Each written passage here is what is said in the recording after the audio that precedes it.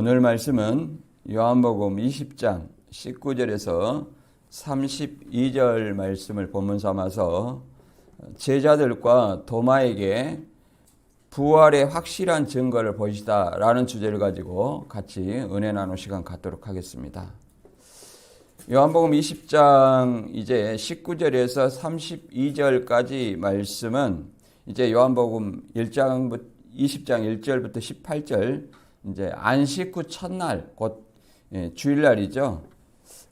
주일날에 막달라 마리아에게 이제 빈 무덤을 발견하고 막달라 마리아가 빈 무덤을 발견하고 베드로와 요한에게 그 사실을 알립니다. 그래서 이제 베드로와 요한이 급히 무덤에 와서 빈 무덤을 확인합니다.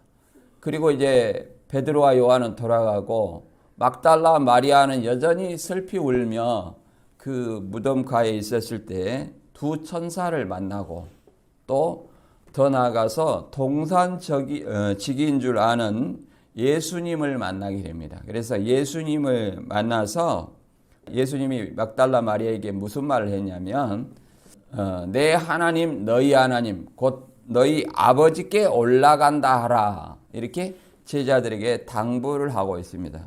이제 이 말씀은 막달라 마리아가 최초의 부활의 어떤 증인으로서 제자들에게 알릴 의무를 가진 것이고 또 더 나아가서 예수님이 하나님께 이제 사람들과 접촉하기 전에 바로 승천하신 것은 제자들에게 아버지로부터 가져온 성령을 주셔서 파송의 사역을 알게 하신 사건입니다. 그리고 이제 본문 내용은 이제 예수님의 부활의 형체, 문이 닫았는데 들어왔다.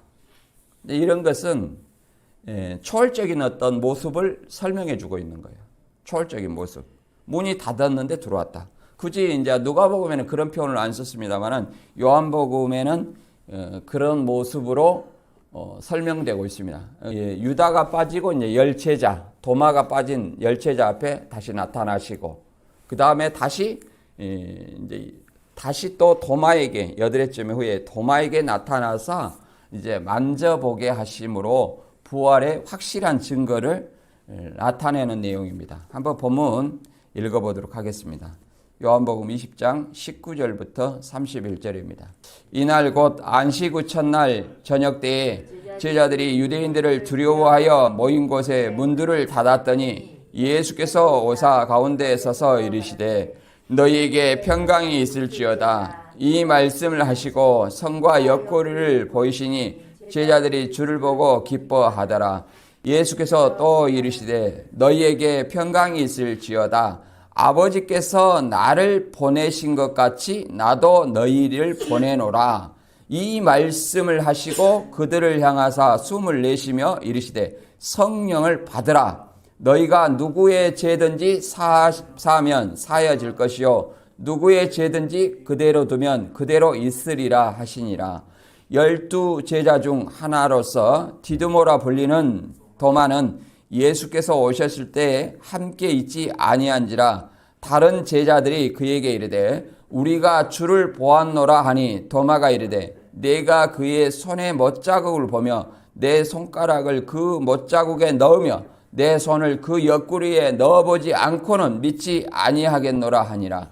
8해를 지나서 제자들이 다시 집안에 있을 때 도마도 함께 있고 문들이 닫혔는데 예수께서 오사 가운데에 서서 이르시되 너희에게 평강이 있을지어다 하시고 도마에게 이르시되 내 손가락을 이리 내밀어 내 손을 보고 내 손을 내밀어 내 옆구리에 넣어보라. 그리하여 믿음 없는 자가 되지 말고 믿는 자가 되라. 도마가 대답하여 이르되 나의 주님이시요 나의 하나님이시니이다. 예수께서 이르시되 너는 나를 본고로 믿느냐? 보지 못하고 믿는 자들은 복되도다 하시니라. 예수께서 제자들 앞에서 이 책에 기록되지 아니한 다른 표적도 많이 행하셨으나 오직 이것을 기록함은 너희로 예수께서 하나님의 아들 그리스도이심을 믿게 하려 함이요 또 너희로 믿고 그 이름을 힘입어 생명을 얻게 하려 함이니라. 아멘. 이제 본문 내용은 들어가기 전에 본문 어떤 배경을 잠깐 한번 짚어보도록 하겠습니다. 요한복음 18장에서 20장 사건은 특별히 예수님의 십자가 순환과 죽음을 통하여 구속사역을 성취하시고 부활하심으로 영광 얻으신 사실에 대하여 증거하고 있습니다. 특히 이제 공관복음서는 안식 후 첫날 여러 명의 여인들이 예수의 시신에 향유를 붓기 위해서 예수의 무덤을 찾아간 것을 기록했습니다마는 요한복음의 본장에는 막달라 마리아만의 부활의 증인으로서 최초의 부활의 증인으로서 기록하고 있습니다. 그래서 이제 안식 후 첫날 주일 새벽에 예수님의 부활 사건을 다룬 요한복음 20장 1절에서 18절까지는 이제 빈 무덤에 찾아간 막달라 마리아에게 두 천사가 무덤에 돌을 걸려 빈 무덤을 이제 막달라 마리아에게 보이고, 막달라 마리아는 빈 무덤을 보고 베드로와 요한에게 보고하게 됩니다. 그래서 이제 베드로와 요한은 무덤에 가서 빈 무덤을 확인하고 집으로 돌아갑니다. 그랬을 때 이제 천사가 막달라 마리아에게 나타나고 그 다음에 동산지기로 보이는 예수님이 막달라 마리아에게, 울고 있는 막달라 마리아에게 자신이 예수라는 것을 드러내시고 이제 그 제자들의 일릴 것, 너희 하나님 내 아버지께 올라간다 하라 이렇게 하면서 만지지 말라 그랬죠. 그래서 이것은 우리가 이 앞번에도 잠깐 봤지만 예수님께서 아버지로부터 영광을 받으시고 성령을 받아서 제자들에게 주게 하기 위함이다. 이렇게 설명할 수 있습니다. 그리고 이제 본문은 예수님께서 예언대로 부활한 예수님의 초월적인 어떤 부활의 모습으로 이제 열 제자 도마와 유다가 빠진 그 열 제자에게 부활한 어떤 모습을, 초월적인 어떤 부활한 모습을 보이시고 숨을 내쉬고 성령을 주십니다. 그리고 여드레 후에 이제 제자들의 말을 듣고도 믿지 못하는 도마에게 예수님께서 다시 또 문을 닫은 가운데 나타나셔가지고 예수님의 손과 옆구리를 만져보고 믿으라고 얘기를 하신 내용입니다. 그래서 본문은 이제 세 가지를 한번 알아볼 거예요. 첫째는 성경대로 부활한 예수님의 초월적인 어떤 모습. 오늘날 육체로 부활했냐, 영으로만 부활했냐. 이단들은 영으로만 부활했다고 하잖아요. 베드로전서 3장 18절에 육체로는 죽임을 당하사 영으로는 살리심을 입었으니, 이렇게 이 말을 통해서 저도 이단에 있을 때 그 영으로 부활했다는 그 말을 많이 들었습니다. 이렇게 말한 이유는 그 영으로 부활한 예수님께서 육체를 들어서 역사한다, 이 공식에 따라서 오늘날 한 사람 교주에게 임한다, 재림한다, 이런 것을 나타내기 위한 것입니다. 그러나 과연 그러할까? 이것에 대해서 생각을 해보도록 하겠습니다. 그 다음에 두 번째, 제자들이 이제 성령을 받아서 너희가 누구 죄든지 사하면 사해지고 그대로 두면 그대로 죄가 있을 것이다, 이 말을 통해서 사람이 예를 들어서 너 죄가 있어, 그러면 죄가 있고 너 죄 사함 받았다 이렇게 하면 이런 사함 받고 그런 것인지, 아니면 천주교에 말한 것처럼 이 베드로의 어떤 사도권을 교황이 승계해서 교황만이 죄사함의 권세가 있는 것인지, 우리가 이거를 알아보도록 하겠습니다. 과연 이 제3의 권세가 뭔지. 그 다음에 세 번째로 이제 도마의 신앙 고백. 도마의 신앙 고백을 이제 신앙 고백. 예수님을 만져보고 믿었잖아요. 손과 옆구리를 만져보고 믿었습니다. 그래서 도마가 예수님을 뭐라고 그랬습니까? 나의 주님이시요 나의 하나님이다. 근데 이단들은 영은 육을 들어서 역사한다 이런 어떤 사실, 이런 어떤 공식에 모든 걸 맞추다 보니까 예수님이 하나님 되심을 부인합니다. 그러나 도마의 어떤 신앙 고백에서 분명히 예수님은 나의 주님이시요 나의 하나님이시다고 이렇게 한 분명한 요한복음의 기록이 있습니다. 그래서 요한복음의 기록 목적이 뭐냐? 예수는 하나님의 아들로서 하나님이시며 메시아라는 사실이에요. 또 그 이름을 힘입어서 우리가 영생, 곧 생명을 얻기 위한 목적으로 이 요한복음을 기록했다 이렇게 설명하고 있습니다. 그래서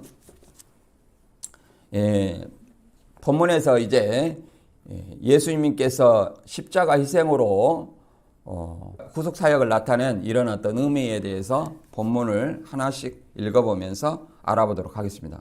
먼저 여기 잠깐 그림 보면 우리가 이합반에도 봤지만 예수님께서 이제 빌라도의 사형 판결을 통해서 유대인들한테 넘겨줬죠. 그래서 십자가에 이제 달리시고 이 좌우편의 강도는 로마의 법대로 다리를 꺾어서 확인 사살을 합니다. 그러나 예수님은 다리를 꺾기 전에 이미 죽어 있는 상태였기 때문에 창으로 찔렀습니다. 그러나 이것은 마치 뭘 이룬 거가 같냐면 유월절 양을 잡아먹을 때 반드시 뼈를 꺾지 않는다는 그 말씀을 이루신다는 거예요. 그러면 예수님은 어떤 존재로 오셨냐면 유월절 양으로 오신 것이라는 거예요. 세상 죄를 위한 유월절 양, 대속 제물로 오셨다는 사실입니다. 물론 그래서 이걸 나타내기 위해서 그런 식이고 이제 십자가에 죽으신 예수님을 유대인들은 우리는 오늘날 우리처럼 뭐 3일장, 4일장 이렇게 하는 거 아니에요. 죽으면 바로 무덤에 묻어요. 특히 이 당시에 이제 로마법에 의해서 사형 시킨 사람들은 그 시체를 그대로 걸어놓고 독수리 밥이 되도록 이렇게 버려두는 겁니다. 그런데 예수님 그 다음 날이 안식일과 유월절이 시작되는 날이에요. 그래서 거룩한 날이기 때문에 시체를 그대로 두면 그 땅이 더러워진다는 유대인들의 어떤 생각 때문에 시체를 걷어서 아리마대 요셉의 무덤에 이제 장사하게 됩니다. 이 요셉의 무덤에 장사하는 것도 부자의 무덤에 장사될 것이라는 이미 예언이 있어요. 그 예언대로 그렇게 이루어지는 겁니다. 그때 이제 니고데모도 함께 예수님의 제자로서 장사 지내게 되는 거죠. 그래서 아리마대 요셉이나 니고데모는 유대인의 관원으로서 굉장히 부유했다는 사실을 알고 있습니다. 사내들인 공회의원이죠. 그리고 이제 본문은 부활 후에 무덤 가운데에 놓인 굉장히 큰 돌입니다. 큰 돌을 천사가 내려와서 돌을 굴리고 무덤 안에 뭐가 놓여 있어요? 예수님의 그 시체를 감았던 세마포와 또 뭐가 있어요? 머리에 수건이 무덤 머리와 발 쪽에 이렇게 있었다고 이렇게 보여주는 겁니다. 그걸 보여주는 것은 예수님이 유대인들의 말처럼 제자들이 훔쳐갔다 그런 것이 아니라는 거예요.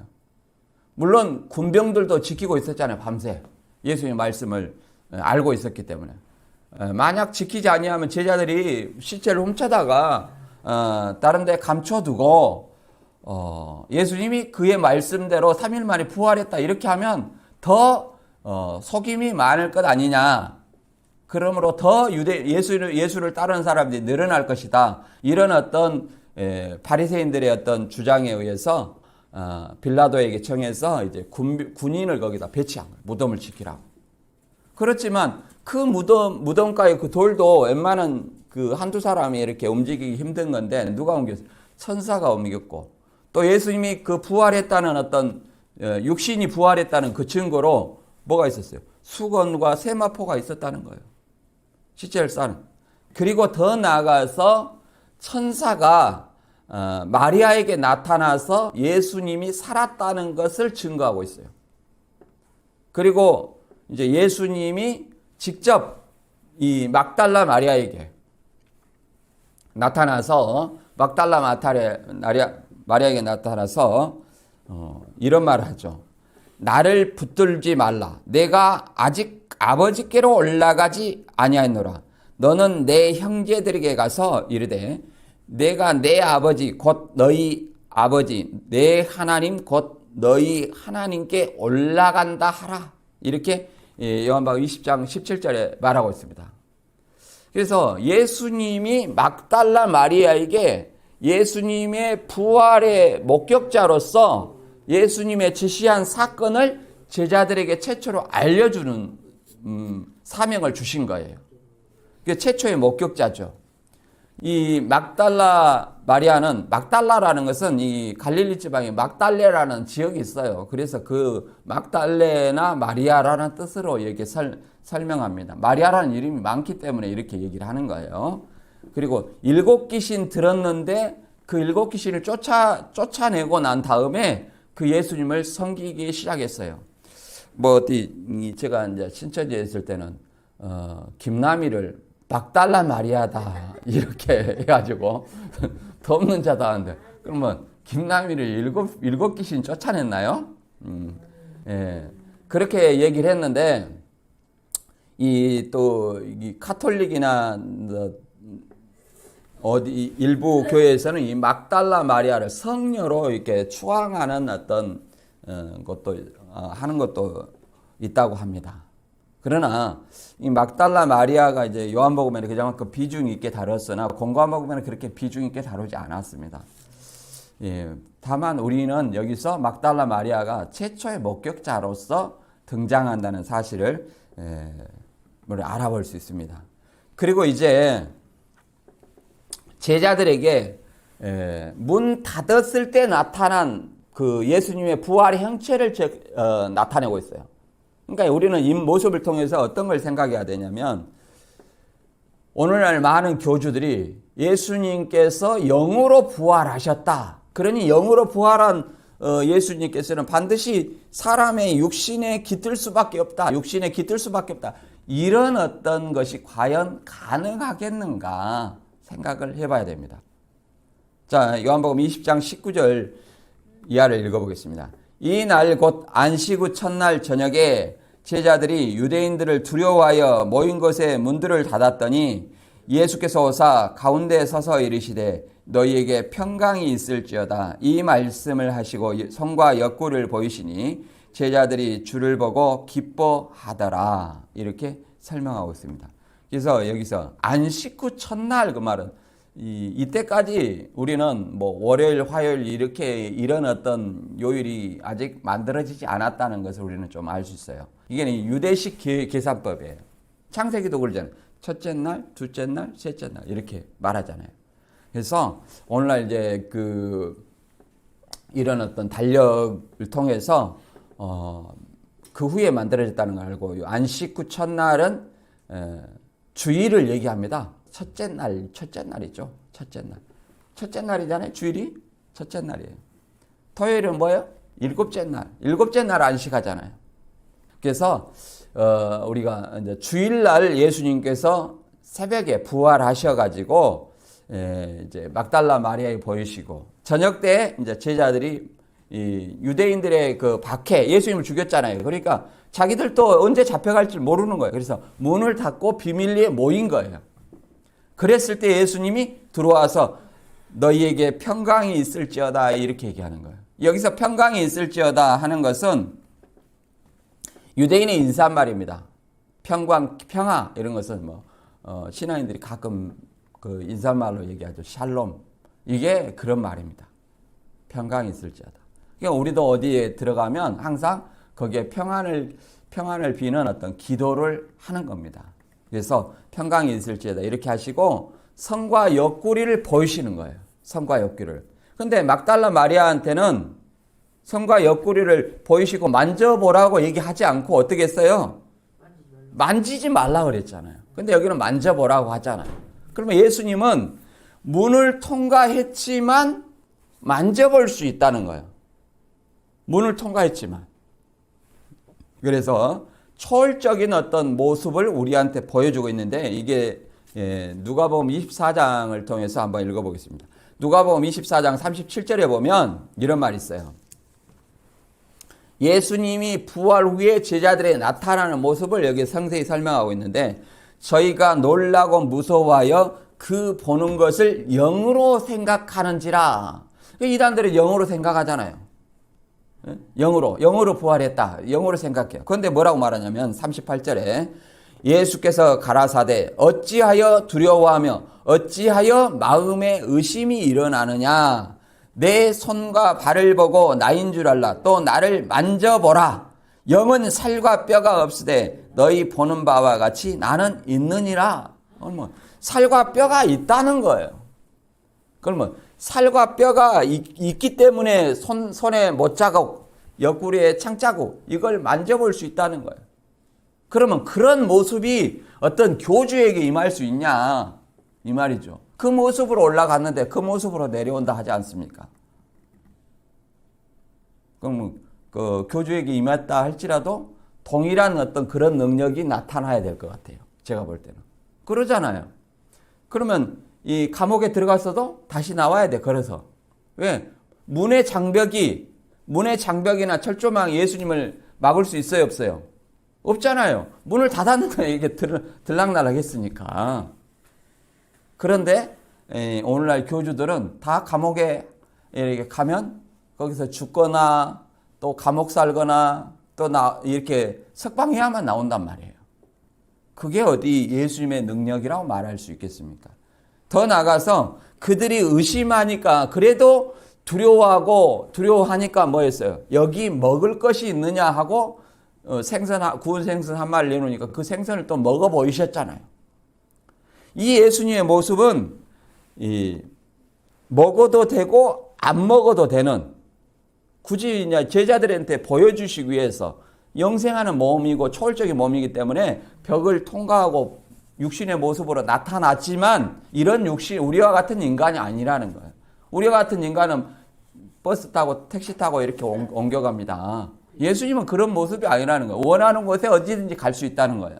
원하는 곳에. 근데 이제 이단들은 꼭 베드로전서 3장 18절 가지고 육체를 죽임을 당했어. 영으로 살림받았다. 이런 말을 하는데 이게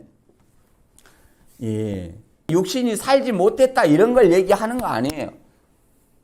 대조법이에요. 한번 읽어볼까요? 그리스도께서 단번에 죄를 위하여 죽으사 의인으로 불의한 자를 대신하셨으니 이는 우리를 하나님 앞으로 인도하려 하심이라. 육체로는 죽임을 당하시고 영으로는 살리심을 받으셨으니 이 말은 죽음과 부활, 육신과 영의 대조법이에요. 그래서 육신으로 죽었지만 육신이 다시 살지 못했다는 말이 아니에요. 다시 살았어요. 왜 그러냐면 시편 16편 10절을 인용해서 사도행전 2장 27절에 보면 내 영혼을 음부에 버리지 아니하시며 주의 거룩한 자로 썩음을 당치 않게 할 것임이라. 그러니까 육신이 썩지 않고 다시 살아났다는 거예요. 뭣도 살아났어요? 육신도 살아났지만 영혼도 살아났다는 거예요. 이거를 부활체, 또 고전 15장에서는 신령한 몸 이렇게 얘기를 하잖아요. 신령한 몸으로 살아났다. 그래서 이것을 예수님께서 죽었다가 다시 사는 것이 왜 우리한테 중요하냐면 예수님의 부활이 없으면 죽은 자의 부활도 없다는 거예요. 그럼 우리의 신앙, 우리의 전파하는 것도 헛것이고 우리도 거짓 증인으로 발견된다고 사도 바울은 말합니다. 그리고 우리가 예수 그리스도를 믿을 필요가 없다고 얘기를 하는 거예요. 믿을 필요가. 그래서 이 신천지는 그러잖아요. 이 신일합의를 주장하는 어떤 이단들은 영이 반드시 육신에게 들어가야 돼. 그러니까 죽었다가 신령한 몸으로 살아서 여기서 끝나야 되는데 다시 육신 속으로 들어간다는 거예요. 그러면 결국은 뭐예요? 육신의 영생 아닙니까? 과연 그러겠느냐? 자, 마태 22장 30절에 보면 바리새인과 사두개인들의 영생관이 뭐예요? 이 한 여자가 있는데 첫째와 결혼해서 후사가 없이 일곱째까지 이 한 여자와 결혼했다는 거예요. 형사치수 제도를 인해서.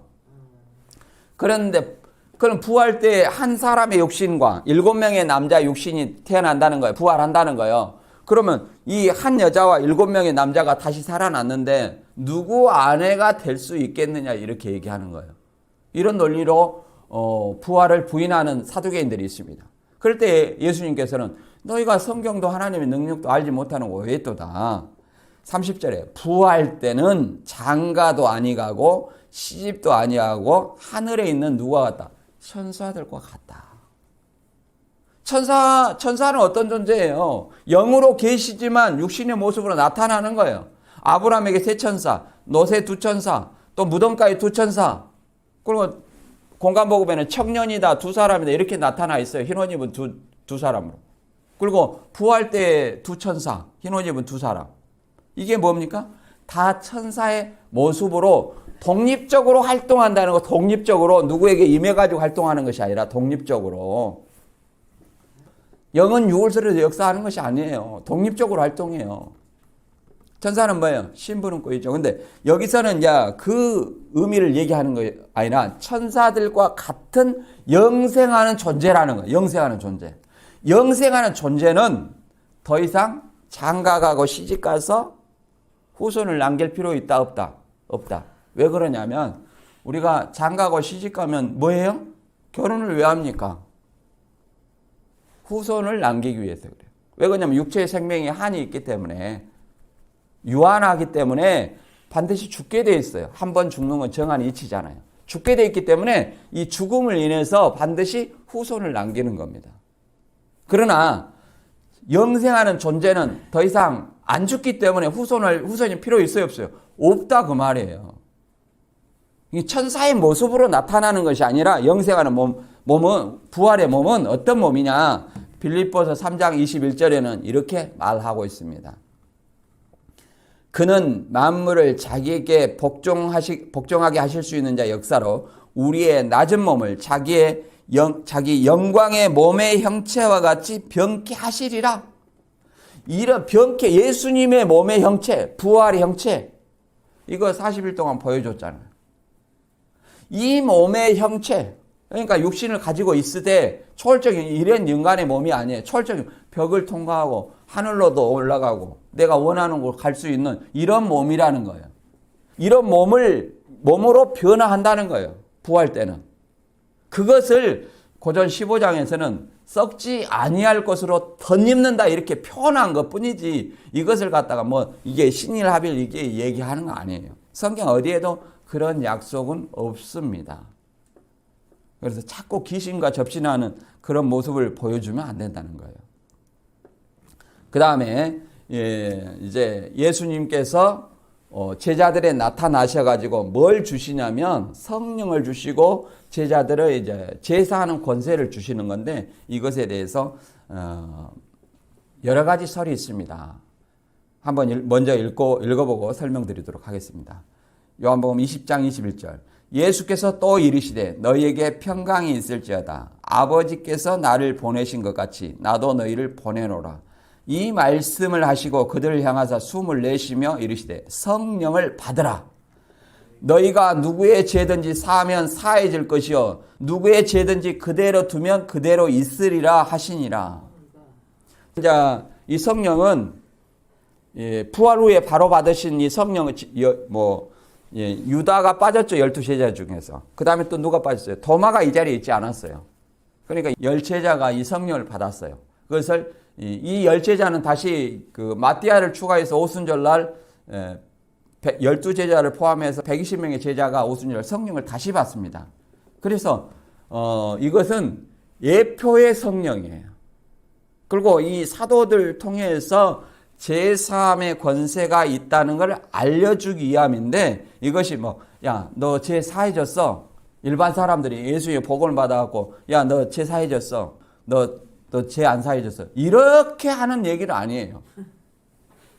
말 그대로 그런 것처럼 보이지만 그런 건 아니다.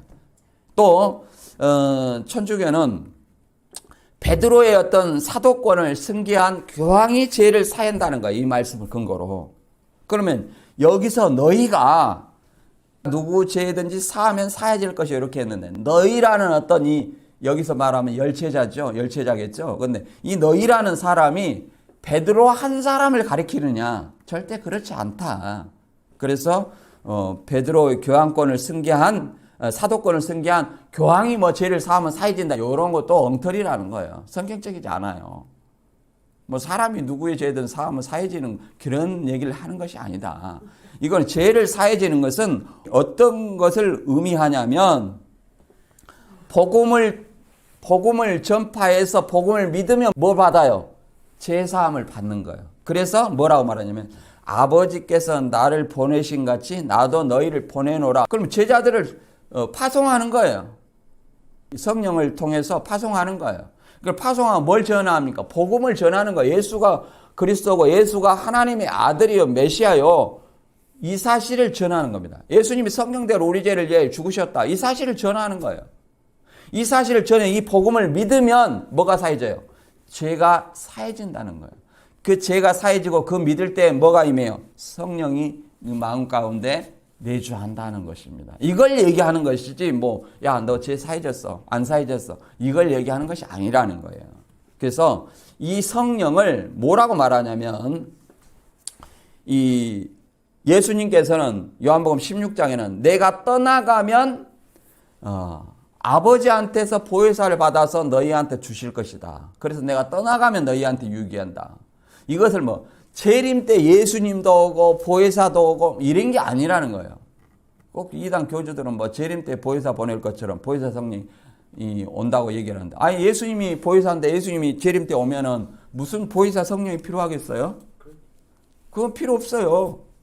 떠나가면 보내줘야 된다는 거예요. 떠나가면. 그래서 예표의 성령으로 제자들한테 약속한 그 성령을 이제 미리서 주시는 겁니다.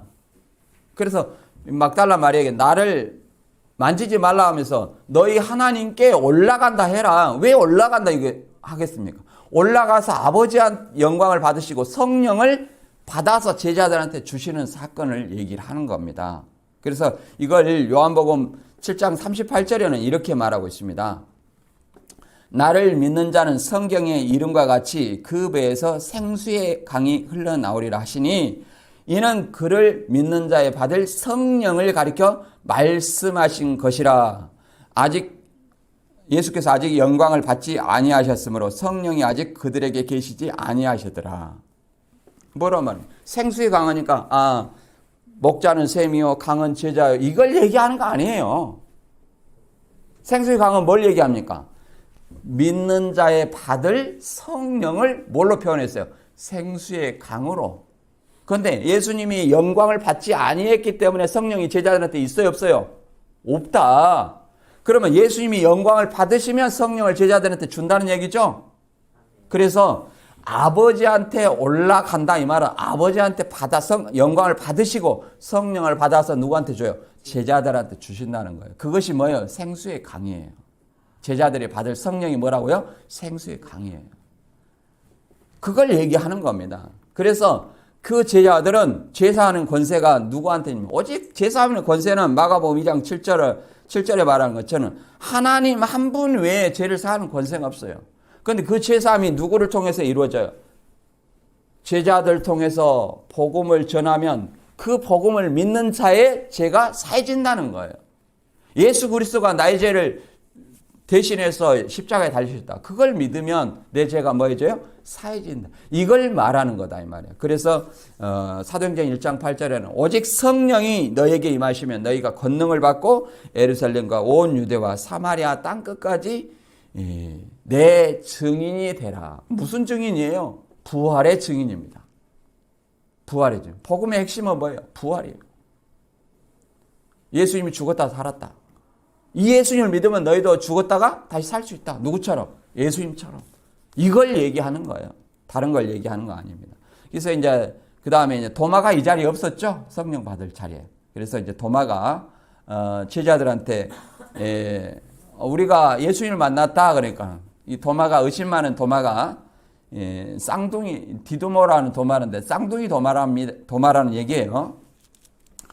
이 도마가 나는 주의 손과 옆구리의 창자국을 만져보기 전에는 절대 믿지 않겠다 하고 얘기를 하는 겁니다. 그 내용을 한번 읽어보겠습니다. 12 제자 중에 하나로서 디두모라 불리는 도마는 예수께 오실 때 함께 있지 아니한지라.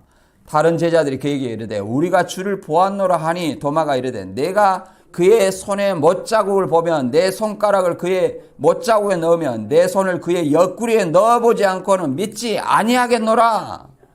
이렇게 말합니다. 믿지 아니했는데 그 도마만 이렇게 믿지 않았던 건 아니에요. 예수님의 형제들도 살아생전에 믿지 않았어요. 요한복음 7장 5절에 보면 그의 형제들까지도 예수를 믿지 않았어요. 근데 이제 부활 후에 예수님의 부활한 모습을 친히 목격한 120명의 제자들 안에 누구도 있습니까? 사도행전 1장 14절에 보면 그 형제들이 있어요. 가족들이 있어요. 여자들과 예수의 어머니 마리아와 예수의 아우들과 더불어 마음을 같이하되 오로지 기도에 힘쓰더라. 모인 무리의 수가 약 120명이나 되더라. 이 예수의 형제 중에 야고보가 있어요. 야고보는 사도행전 15장 13절에 예루살렘 총회 회의 때 의장을 할 정도로 굉장히 중요한 직책을 맡은 사람이기도 합니다. 그래서 이 도마에 대해서 다시 한번 이 믿음을 주기 위해서 예수님이 나타나는 모습이 있어요. 이거는 이제 부활 후에 주일날 성일날 부활이 안식 후 첫날 일요일날 부활했죠. 부활하고 8일을 지나서 다시 이제 문을 닫고 유대인들을 두려워해서 문을 닫아놨죠. 닫아놨는데 다시 들어와서 이제 도마에게 얘기를 합니다. 도마 얘기를 우리 사람 같으면 못 들었죠. 문을 닫은 데서 얘기를 했잖아요. 우리가 예수님을 봤다. 그러니까 나는 절대 손과 옆구리를 만져보지 않고는 못 믿겠다. 이런 말을 못 들었어요, 예수님은. 그런데 들어와서 바로 도마에게 도마의 얘기를 들었던 것처럼 얘기를 하는 겁니다. 이게 예수님이 하나님이시기 때문에 부활한 하나님이시기 때문에 가능한 일이라는 거예요. 요한복음 20장 26절을 읽어보겠습니다. 8회를 지나서 제자들이 다시 집 안에 있을 때에 도마도 함께 있고 문들이 닫혔는데 예수께서 오사 가운데에 서서 이르시되 너희에게 평강이 있을지어다 하고 하시고 도마에게 이르시되 내 손가락을 이리 내밀어 내 손을 보고 내 손을 내밀어 내 옆구리에 넣어보라. 그리하여 믿음 없는 자가 되지 말고 믿는 자가 되라. 도마가 대답하여 이르시되 나의 주님이시여 나의 하나님이시다. 만져보고 도마가 그러잖아요. 나의 주님이시여 나의 하나님이다. 이단들은 하나님이 아니네 자꾸 얘기를 합니다. 영은 육을 들어서 역사한다. 예수님은 육체를 가지신 하나의 선지자예요. 이게 여호와증인도 이렇게 믿고 있어요. 영지주의처럼 이렇게 생각하는 겁니다. 예수님의 하나님 되심을 부인하는 자들은 다 이단이에요. 적그리스도예요. 누가 적그리스도겠습니까? 예수님을 부인하는 자가 적그리스도예요. 예수님의 신성을 부인하는 자가 적그리스도예요. 부활을 믿지 않는 거예요. 사실은.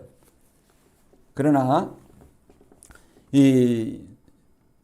예수님 이 도마에게 문들이 닫혀 있는데 다시 나왔죠. 그리고 만져봤다는 거예요. 만져보고 믿음 없는 자가 되지 말고 믿는 자가 되라. 나의 주님이시여 나의 하나님이시다. 그래서 믿음이라는 것은 이제 도마에게도 얘기하지만 예수님이 이렇게 말합니다. 너는 보는 거로 믿냐? 보지 않고 믿는 자가 더 복되다. 오늘날 우리는 말 그대로 도마처럼 만져보고 싶어도 우리가 또 도마의 믿음을 가졌으면 오늘날 만져보고 싶어도 만질 수가 없어요. 뭘 통해서 이걸 믿습니까? 이 직접 만져보고 사건을 목격한 증인들로 통해서 기록한 성경을 통해서 성경대로 믿는 겁니다. 우리가 예수님이 우리의 부활하신 메시아요 구원자요 하나님이시며 부활하신 사실을 믿고 있습니다. 그래서 로마서 10장 17절에는 믿음은 들음에서 나며 들음은 그리스도의 말씀으로 말미암느니라. 그러니까 말씀대로 우리가 믿게 되는 거예요. 그래서 이 요한복음의 책을 기록한 목적이 무엇일까요? 그것에 대해서 이제 29절 이하 읽어보겠습니다. 예수께서 이르시되 너는 나를 본고로 믿느냐나 보지 못하고 믿는 자들은 복되도다. 이 말은 무슨 말입니까? 이 사복음서에서 이적을 행할 때에도 직접 예수님을 모셔가지고 병을 고친 사람들이 많았어요. 근데 그 중에 백부장은 예수님한테 말만 하면 나을 줄 믿습니다 하고, 이게 백부장의 믿음이에요. 직접 가서 행하지 않아도 그렇게 될 줄로 믿습니다. 이게 진정한 믿음이라고 예수님, 이스라엘 중에 이만한 믿음을 보지 못했다 이렇게 얘기를 합니다. 마찬가지로 열제자나 도마나 다 뭐했어요? 예수님을 보고 믿었어요. 특히 도마는 제자들의 말도, 본 사람의 말도 믿지 못하고 자기가 직접 만져봐야만 믿겠다. 이렇게 해서 만져보고 신앙 고백을 했습니다. 나의 주님이시여 나의 하나님이시다 이렇게 고백을 했습니다. 그러니 뭐라고 말합니까? 이제 보지 못하고 믿는 자들이 더 복되다. 오늘날 우리는 예수님을 만져보고 손에 못자국이나 옆구리에 창자국을 만져볼 수 있습니까? 없죠. 오늘날 우리는 만져보고 싶어도 만져볼 수 없어요. 그래서 우리는 이제 보지 못해도 말씀을 통해서 믿음으로 더 복되다 얘기를 하는 거예요.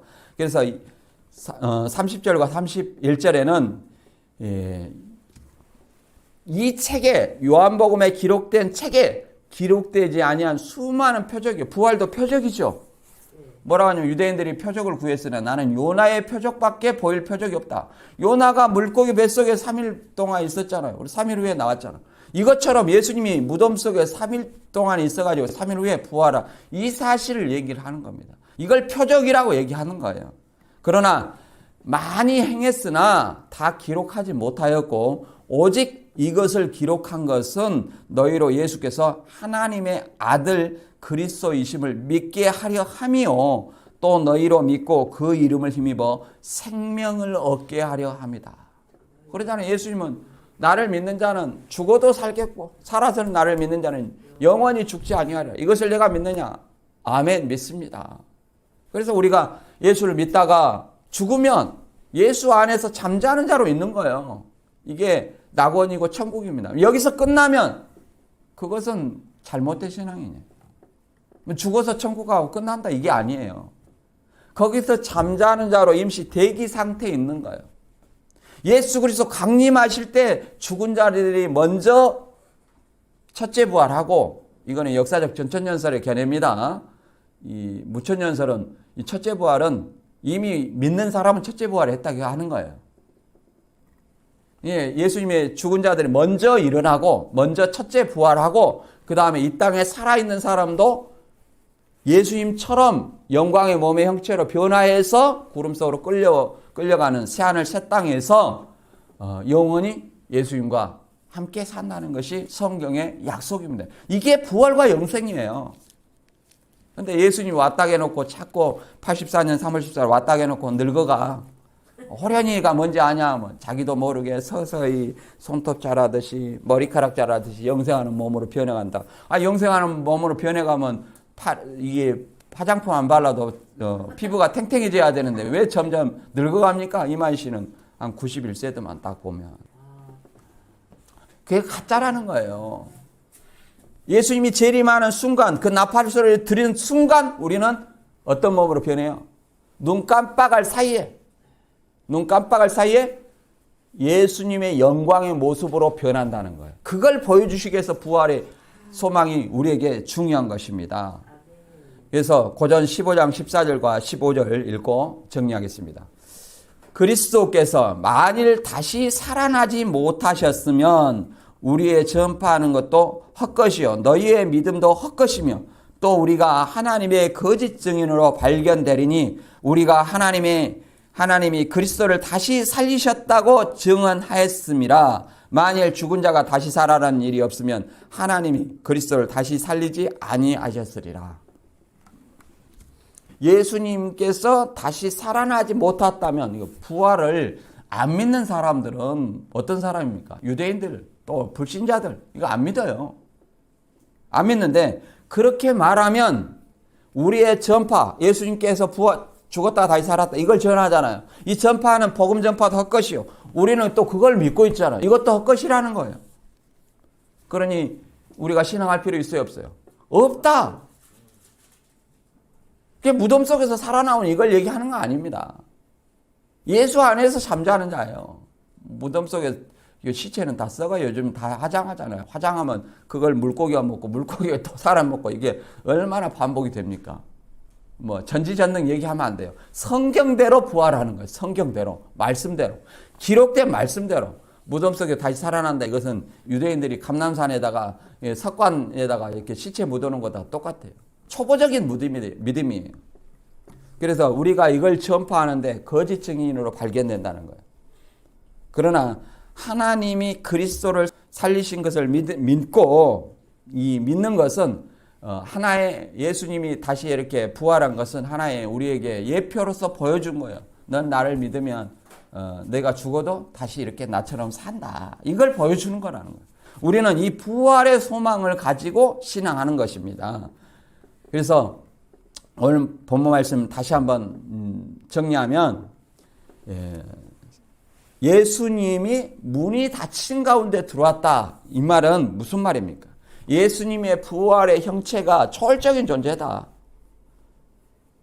우리 인간과 같은 몸이 아니라는 거예요. 창가고 시집가는 어떤 그런 몸이 아니라는 거예요.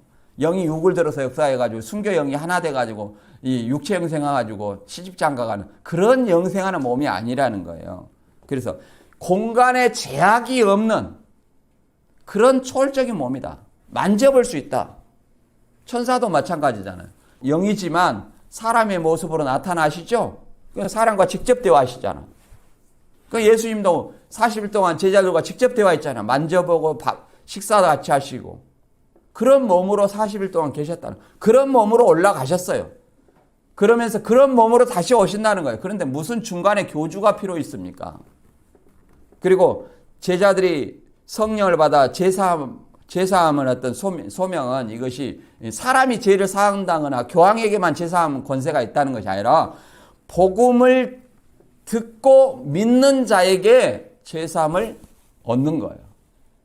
죄로부터 구원받는 거예요. 믿지 않는 자는 심판이에요.